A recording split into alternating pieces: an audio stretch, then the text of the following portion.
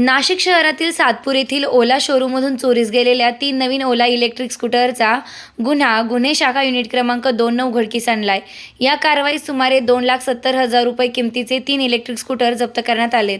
नाशिक शहर व परिसरात वाढत्या मोटरसायकल चोरीच्या गुन्ह्यांना आळा घालण्यासाठी पोलीस आयुक्त संदीप कर्णिक, पोलीस उपआयुक्त गुन्हे किरण कुमार चव्हाण आणि सहाय्यक पोलीस आयुक्त गुन्हे संदीप मिटके यांनी गुन्हे शाखेला विशेष आदेश दिले होते। 8 सप्टेंबर 2025 रोजी सातपूर येथील ओला कंपनीच्या वर्कशॉप व गोदामातून विक्रीसाठी ठेवलेले 3 इलेक्ट्रिक स्कूटर अज्ञात चोरट्यानं चोरून नेल्याची तक्रार सातपूर पोलीस ठाण्यात दाखल करण्यात आली होती। दरम्यान गुन्हे शाखा युनिट क्रमांक 2ला गुप्त बातमीदारामार्फत माहिती मिळाली की चोरीचे इलेक्ट्रिक स्कूटर शिवाजीनगर येथील आदित्य कॉम्प्लेक्स परिसरात विक्रीसाठी ठेवण्यात आलेत।